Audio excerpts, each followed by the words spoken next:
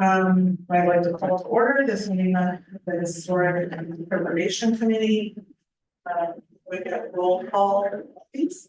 Commissioner Garrison. Here. Commissioner Barrett. Here. Chair Flores. Present. Commissioner DeVay. Here. Commissioner Myers is excused.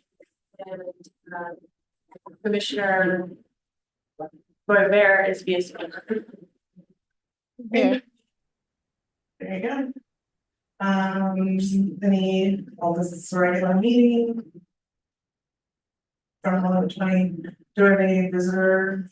Or has everyone had a chance to read minutes from the last meeting? Yes. Okay, Chair will entertain a motion to approve the minutes.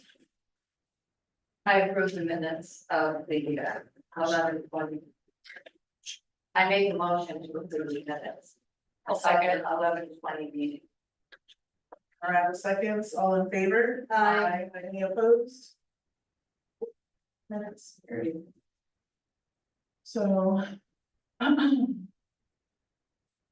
regular meeting. Choice. Zoning visitor, public comments. Sorry, I'm a little thrown off, I'm like, we love you, Myra, we're super excited to have you, but it's also throwing me off a little, like you took the role and I was like, oh, wait.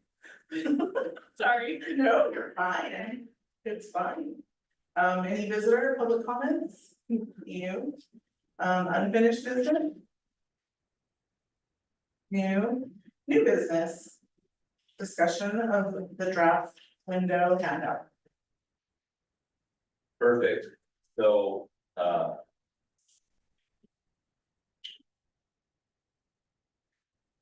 don't know if this is fun. So no. Is You it- can hear, but I push the button. Hello, Chesapeake. We try this one. right again, but. Right again, please. No, Right one more time, please. Do you really hit the button push? I really have to go. That one's not coming on, hold on just a second. We were in trouble earlier today. Listen.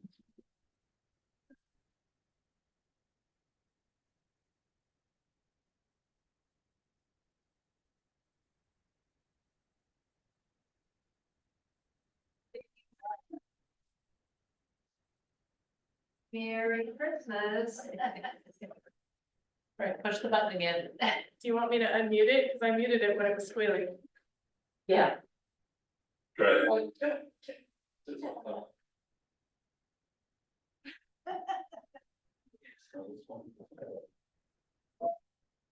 Did you mute it again? She muted it. Yeah, well, there's something wrong with it then, apparently. So. So use this one.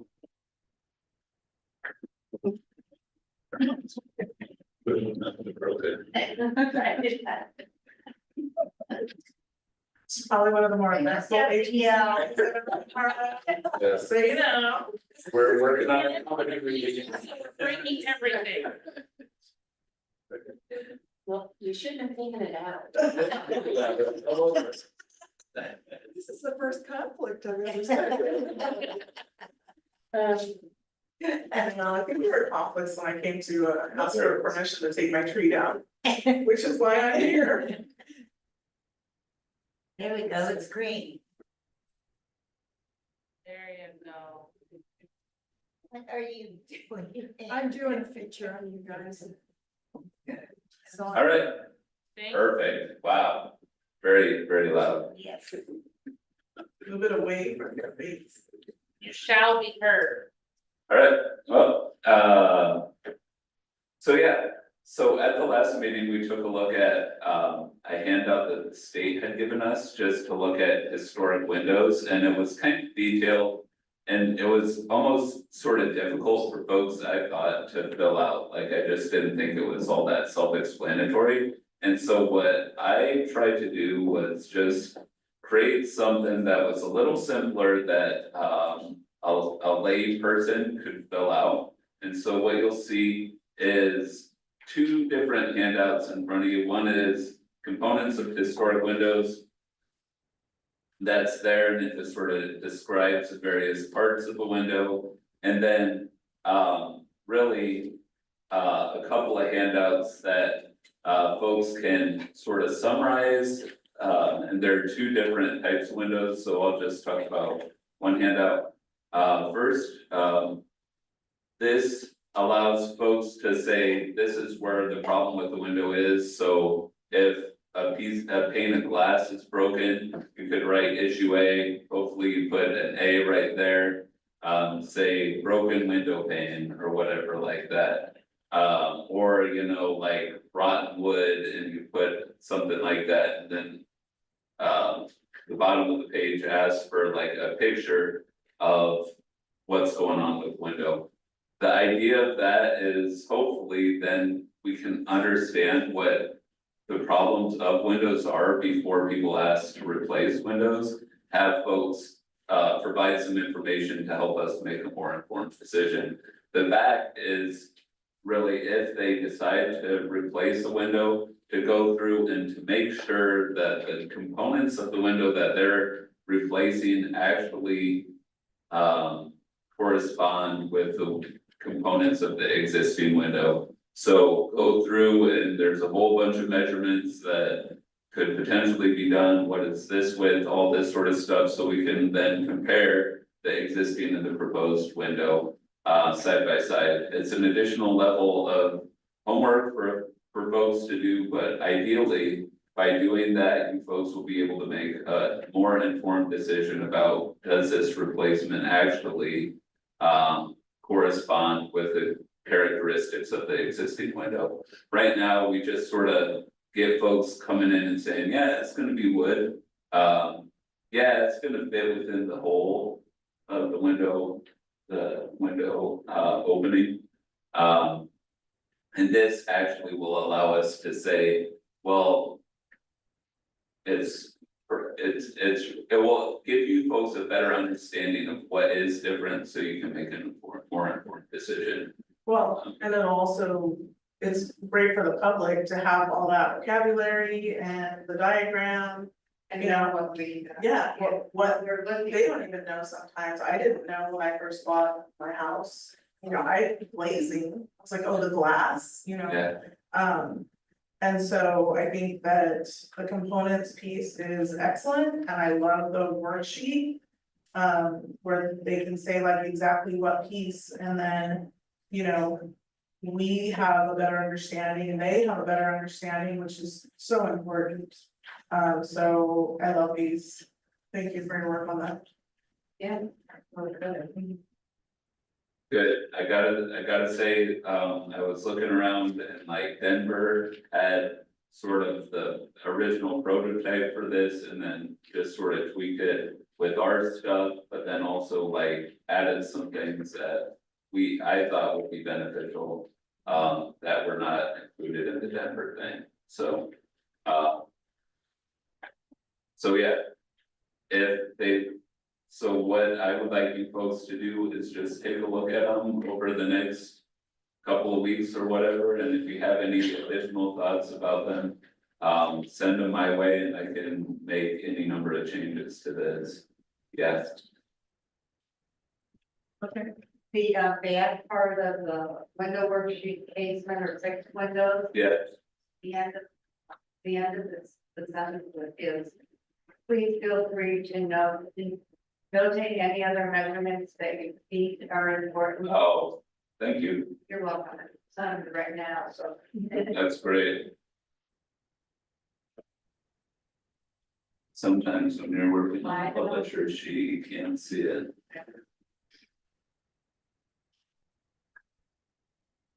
Yeah. Giving people a clue and what we're dealing with. Right,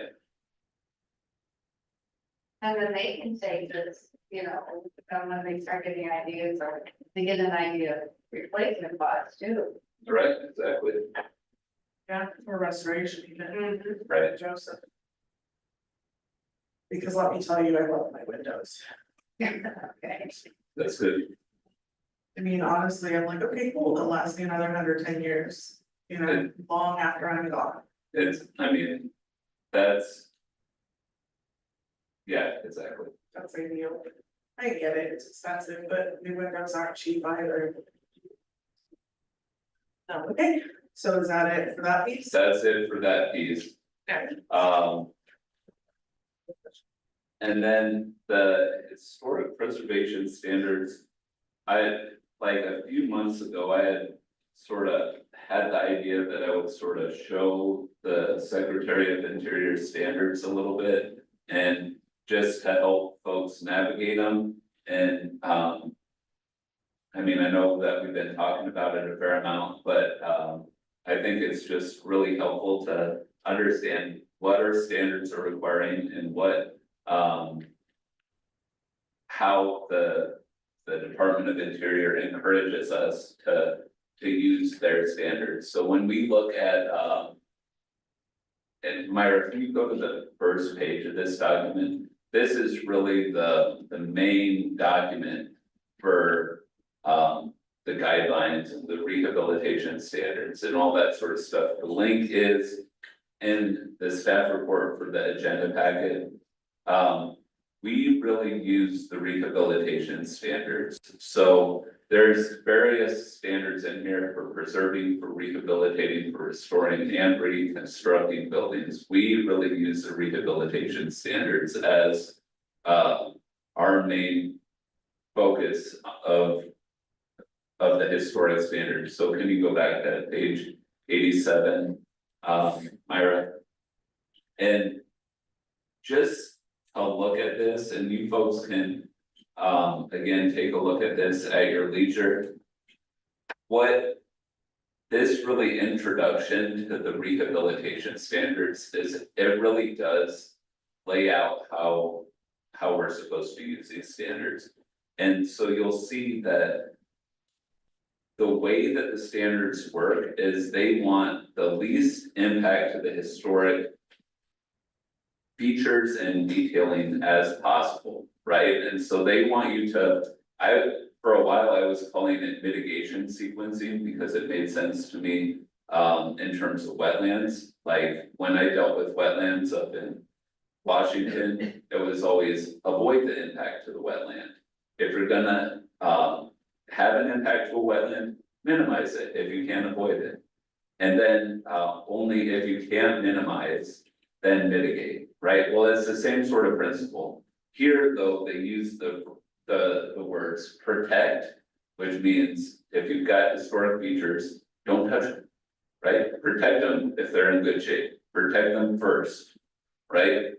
If they're not in the greatest shape, then repair them, right? And so that's, you'll see that's the third paragraph or the fourth paragraph down, repair historic materials and features.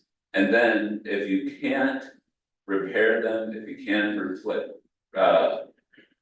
or protect them, then you replace them, right?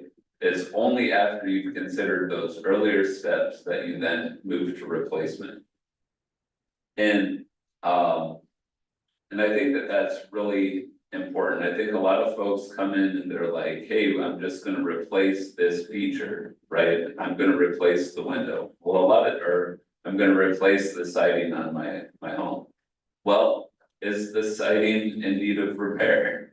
Is the siding fine, but you just don't like it? Are you like doing this because you want something different? Going through that sequence is really important. You try and protect first, then repair if possible. You can't do those things, then you move to replacement. You don't just impact a wetland, right? You gotta consider those earlier steps. Now, one thing that they really talk about in this is identifying character defining features, right? And so one of the reasons that windows are important is because, especially in our district, we have a lot of simple old homes, right? And one of the most character defining features of a number of the homes in the district is the windows. Right, we have like the one at 555 Monmouth, right? The one that had started the work on its siding and we had them put the other siding on and all that sort of stuff. We did that specifically because there were not many character defining features on the building and replacing the siding was one of them. So the siding of the building was one of the few character defining features. A number of our buildings, it's like siding and windows is basically it. Right, there's no gingerbread that we can point to, there's no like knee braces sticking out the front of the house or anything like that. It's pretty simple, so making sure that we're doing windows right is important. Now, I think, what they say is really consider the character defining features of the building as you're thinking about how we're using these standards. I think that's really important.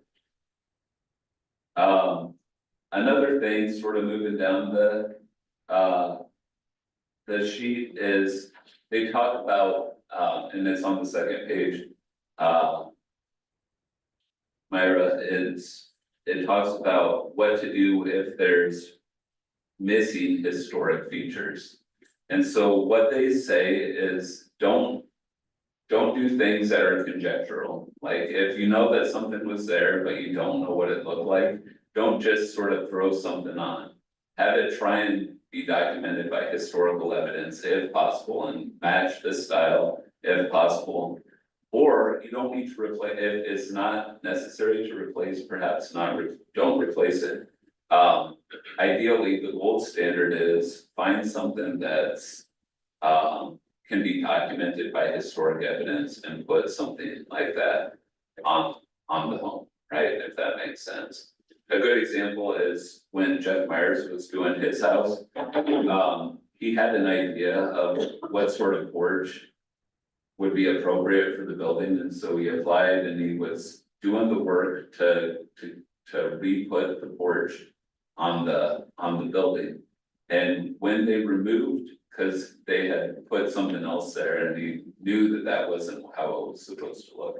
When they removed the old porch, he realized, oh, this had a little bend in it that I wasn't considering, but I can see the evidence of where this was in the wood underneath. And so he mirrored that roof line to recreate the porch. So designing for missing historic features, try and use documentary evidence if possible. And then for new additions, it talks about you shouldn't just allow a new addition. You should make sure that what they're trying to achieve can't be achieved on the inside of the structure if possible, just by reconfiguring rooms or whatever it might be. Also, the new addition should not overwhelm the historic building, right? So if you're adding on to the back of a historic structure, it shouldn't be perhaps taller or whatever it might be. You know, step downs. Things like, but so all of that stuff. Are things to consider. Also, they say, do not try and ape the building, essentially. Do not make it look exactly like the building. If the rest of the building, try and make it similar but distinct enough from the rest of the structure so that you're not just creating, again, something conjectural.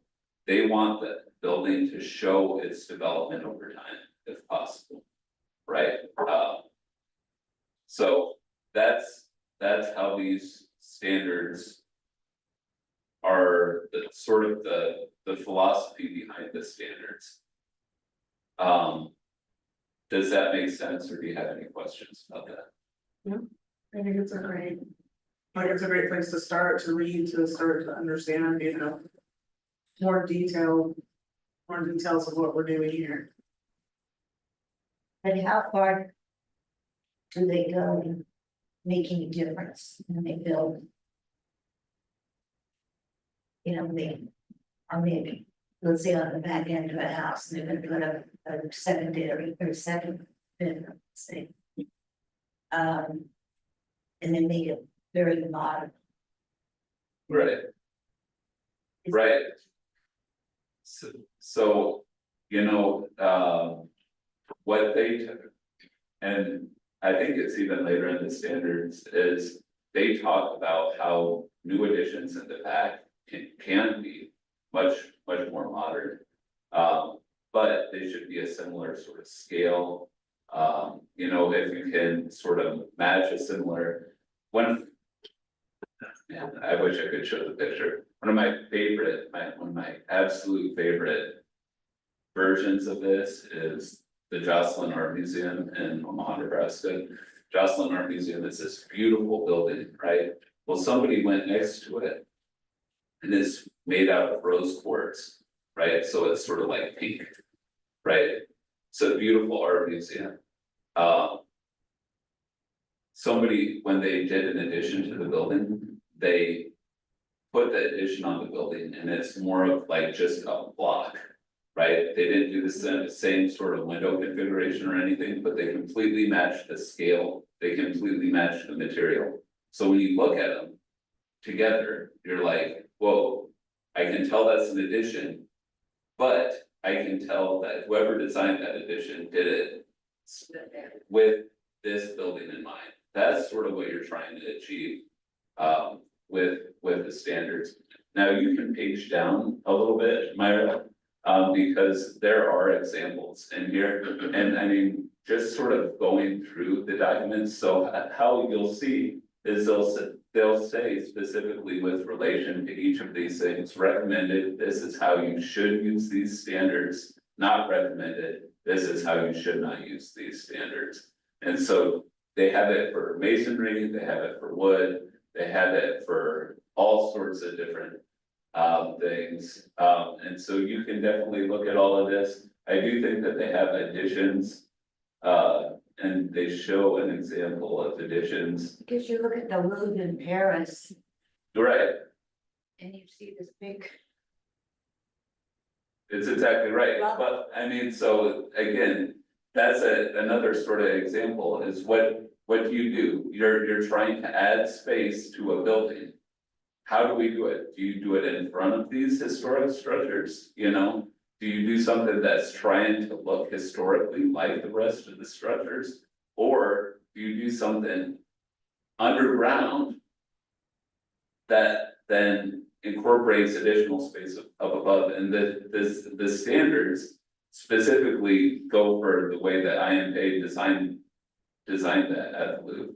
So, they specifically support things like that. Now, would we allow a pyramid on the back of a historic structure? I don't know. I think it depends. I think in that specific instance, it probably made sense.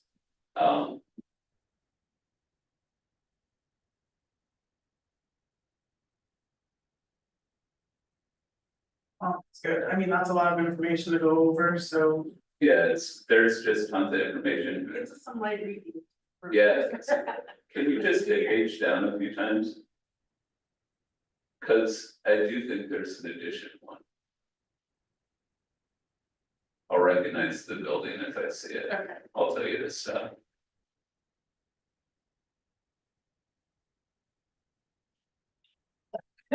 It's Sorry. They're making some things. Well,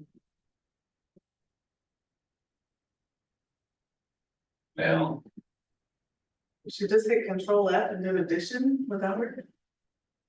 potentially.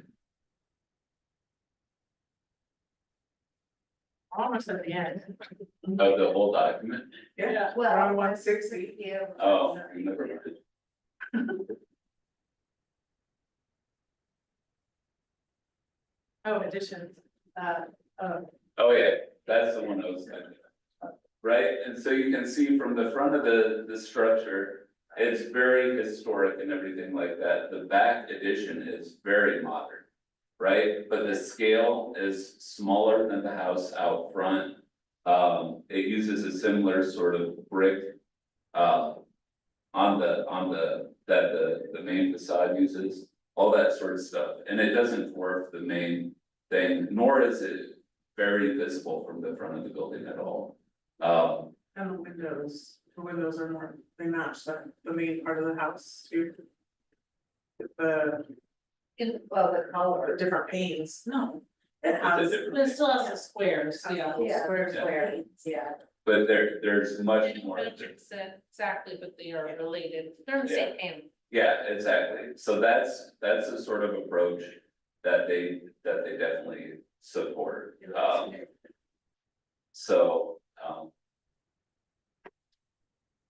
so yeah, also, I will just point you to, is there a second link in in my staff report, Byron? I'm sorry. I realized, there probably is, Preservation degree. yeah, the preservation briefs. Now,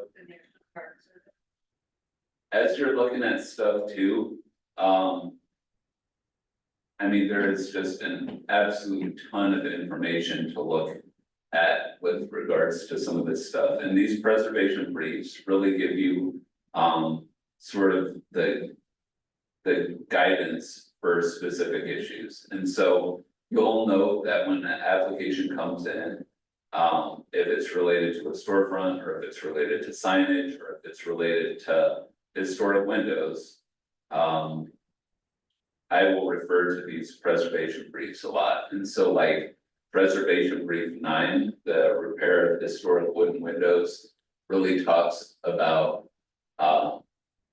you see 9 there, Myron. Yeah. Yeah, go ahead and click on that. You'll see this came out in 1982, right? And just sort of gives you guidance about how to repair windows, how to evaluate windows, all that sort of stuff. And you'll see that they talk about the same sort of approach that we were talking about earlier. In this, they call it routine maintenance, stabilization, and splices and parts replacement. And so it's taken that same sort of mitigation sequencing approach, or protect, repair, replace sort of approach. And so you can take a look at that sort of stuff. When they say, I mean, to determine the significance of windows, we're supposed to specifically look at the context of the overall building. I think that's helpful to remember too. So I would recommend just taking a look at some of that stuff as well. This is just a nice little guide for how to repair historic wooden windows and stuff like that. So, so those are just some of the many resources out there, and I would encourage you folks to get familiar with them, as those are how we review projects.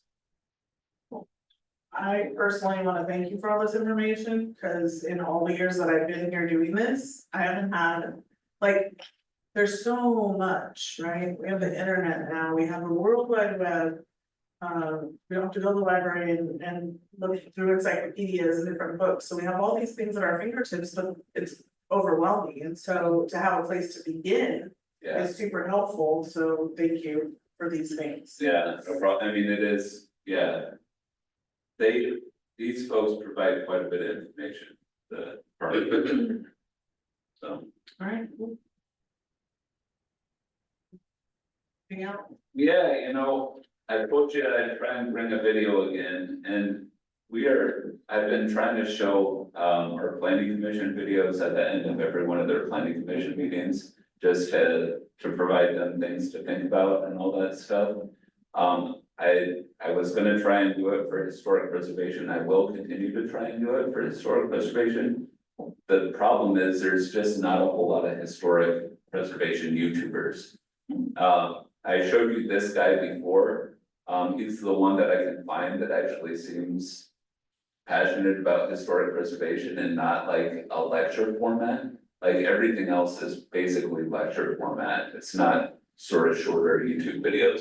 So I thought we could watch this guy again. The last time I showed you him, he was talking about sandborne maps. This is talking about natural versus man-made materials. I think he has a couple of interesting takes here, so we can take a look at this. Cost, authentic materials, the real thing. Come join me today on The Build Show.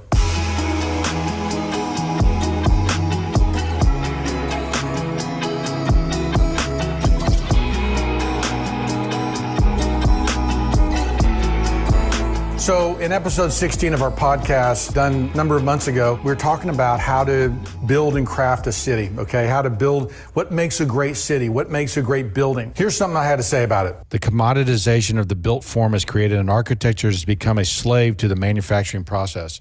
That last line is what I saw at the International Building Show, is those guys, all those manufacturers chasing after the latest technology that's going to create the greatest new product that's going to be the best product of the IBS. They have those best product of IBS, and so they're all chasing after. Well, I want to be best product, and we create things, and it's like, well, why didn't you just use stone, right? Mm-hmm. Why are you going through this chemical process to add these glues and sawdust and all this stuff to make stone? You're reinventing the wheel. You're reinventing stone, right? Yeah. What are we doing? Well, it's a race to the bottom. It's crazy. It's crazy. And so you think about that with tile, you think about that with flooring and these snap in place things that you're just like, I think we're heading in the wrong direction. Mm-hmm.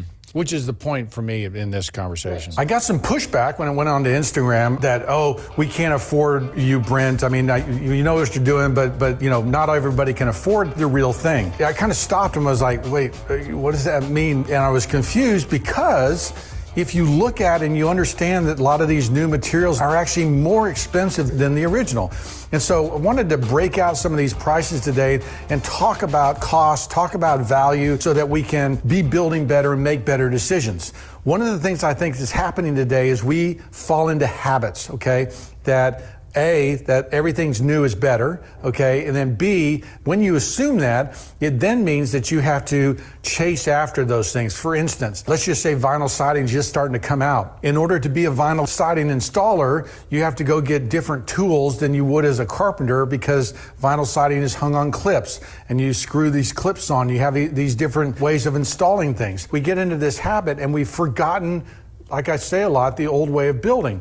And if we take this siding example as a good example, I just called my lumber guy and just said, hey, kind of give me some prices of what's really going on. For a piece of 117 siding, which is the teardrop siding that we use on historic buildings, a 10 or 12 foot stick was $24. Cement siding was $17, okay, a little bit less. The composite from the cheap stuff to all the way up to the good was between $40 and $90, okay? So a nice piece of composite siding, a nice piece of composite siding is $90 versus $24. So almost 4 times as much as the wood, okay, to get a piece of composite, and then vinyl's about $12. Realize that with each of these things, like AZEK, which is a plastic PVC board that people use on the outside, it's a more expensive product than wood. And so the International Building Show is coming up, and we're gonna go to Vegas, we're gonna see all these new products, and no one believed these knives were as useful as they are badass looking, but now everyone wants one. a customer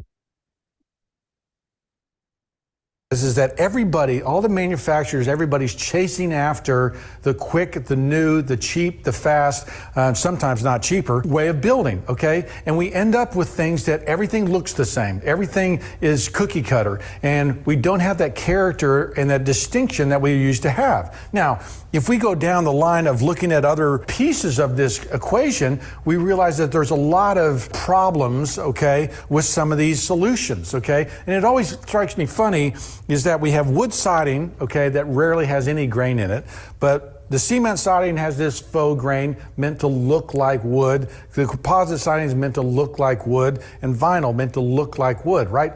why don't we just use wood, right? Why are we creating all this carbon footprint, this lack of sustainability, these problems, okay? And we can just have the real thing. Now, I understand, okay, that, and I think if I just go through these, architecturally, okay, the best is wood. Why? Because wood is so adaptable. You can carve it into brackets, you can cut brackets. And a lot of times what happens on historic houses when it's been vinyl sided over, it takes away all the fun details, all the caps over the windows and the variety that went into a Victorian house, or the brackets on an arts and crafts house go away. Rafter tails go away because everything's covered up with vinyl. So architecturally, you have the most variety with wood, because if you're going to put cement siding on a house, one, it's about 3/8 of an inch thick versus wood, which sometimes can be 3/4 of an inch thick, almost twice as thick, giving you better shadow lines and better details. But even the materials that go around, the trim that goes around a window or goes around a door,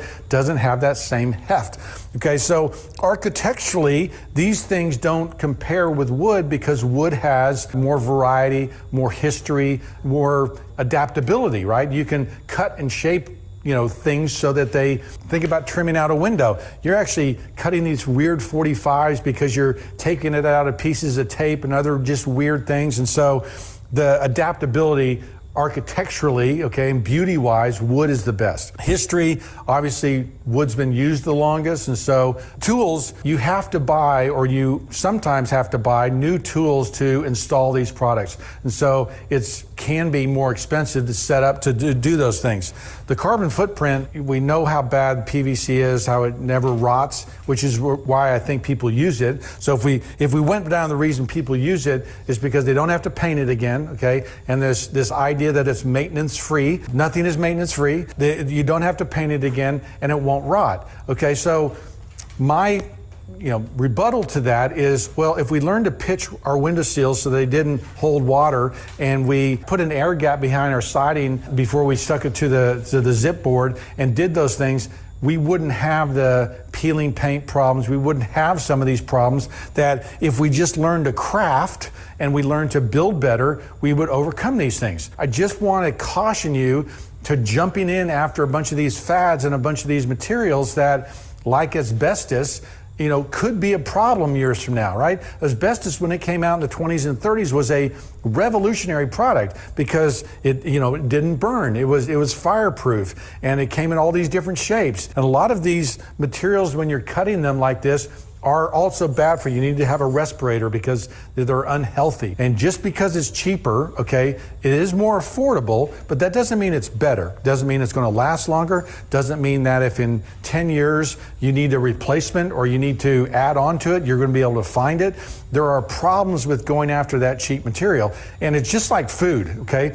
There's fast food out there that's cheap, okay? And you can go buy a steak dinner, it's more. Now, what are you getting with the steak dinner? You're getting better food, okay? So a lot of the reasons I push for real and better products is because I think it's better. I think it's going to last longer. I think it has better architectural integrity, historical integrity, and I know I can repair it later. If you saw my videos on when to restore, when to replace windows, that's the whole deal. I can take those historic parts and pieces and remill them and get that window working just as good again. So some of this thing, some of the pushback I get sometimes on Instagram is just about cost. There's a video I did a little while ago on life cycle costs, right? And comparing roof shingles and kind of thinking about what the true long cost is. And so that life cycle cost, sometimes when we compare these things, if these things are only going to last 15 or 20 years, then even though you've paid less for it now, it actually costs more because you have to redo it later, right? And so that life cycle cost video is a pretty interesting way of thinking about putting better materials in and making an evaluation based on cost. I want you to be practicing craft, getting better at what you're doing so that we can build better houses and build more long-lasting, more beautiful things. Be sure to watch that Passion for Craft podcast. That's our podcast. It comes out weekly, Spotify and Apple and everything else. We really dig into, what makes something great. We talk about 30A. We talk about building. So, I feel, turn it off. I feel like he has a number of interesting takes there. Like, for one, things like considering life cycle, cost, I think that's really important. Like, and just to keep it in mind as we're getting these applications, like, hey, just trying to help folks realize, like, you realize that your siding's been on your house for X number of years, or you realize that,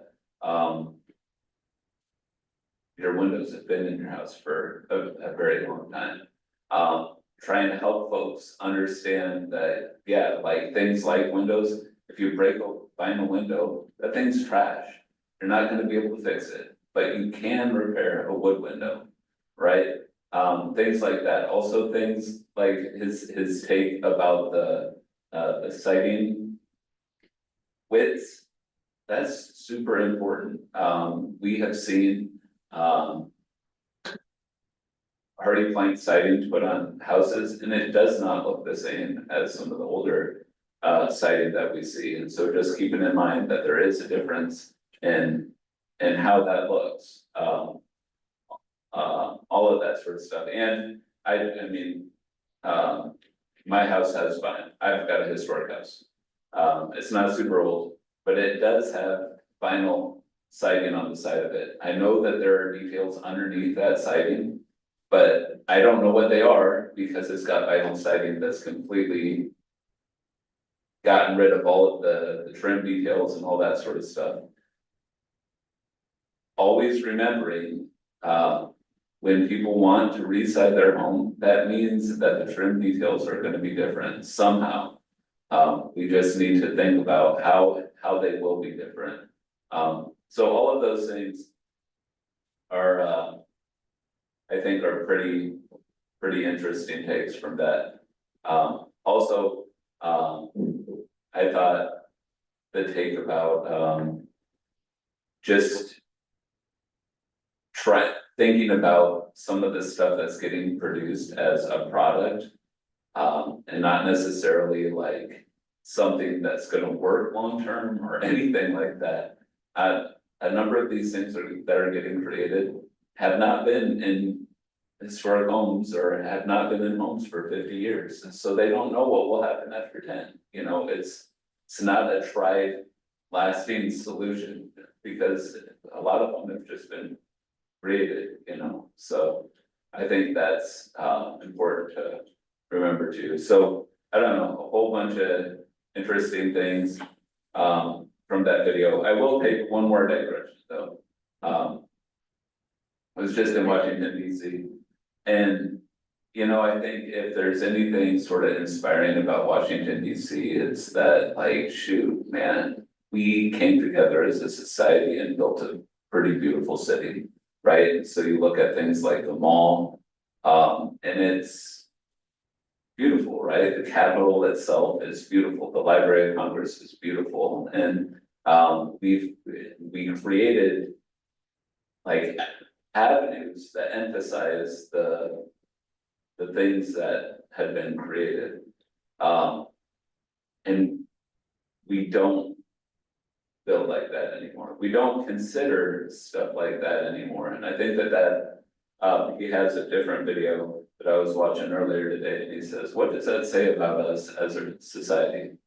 It says fundamentally that our priorities change somewhere along the line. That we, at a certain point, we viewed housing as an economic good or whatever, or something like that, instead of something that we were building to ultimately build a city, right? A group of people together. I don't know. So I think his I think it's an interesting take. I should have said before that because we're playing these videos, it does not mean that we necessarily support these as the city of independence. It just gives us stuff to think about, right? Yeah, you said it now, it's officially still on, so.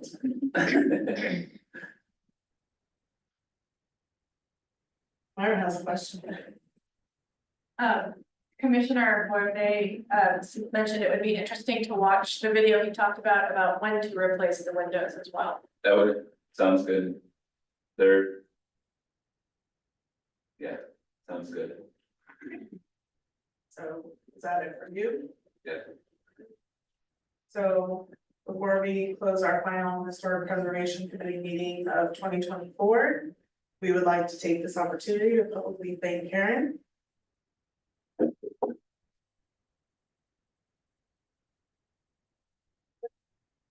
For the city of Independence, but specifically from us here at Historic Preservation. And I wanted to note for the public record that none of these separately purchased cards or candy was greater than $50 in value, nor were they collectively over $50 in value. Also, Myra, we'd like to thank you for coming on board, and we look forward to many great meetings with you as well. So Karen, we have a couple cards for you. And Miss Myra, we have a plant for you. Awesome. Oh, we can come in front of the camera. Hey, Karen, is this your last meeting? Yes. Yeah, and it's, That's why we did that. well, it's not only my last meeting with the HBC. I don't think there are any other city meetings, so this is my last meeting. Here, here. Thank you very much. I really appreciate it. Thank Do you have any words, Karen? Final word. Final words, just keep on keeping on. We're at Old City and I really value the Historic Preservation Commission and all the work that they do in preserving our history. So just keep on doing what you've been doing. This means we should come on board here. Oh, You can be a commissioner, you know? Yes. Yes. we have a seat. Yep. All right, and with that, yes, we are adjourned. Thank you. Adjourned at 6:20. I'm glad somebody made a motion.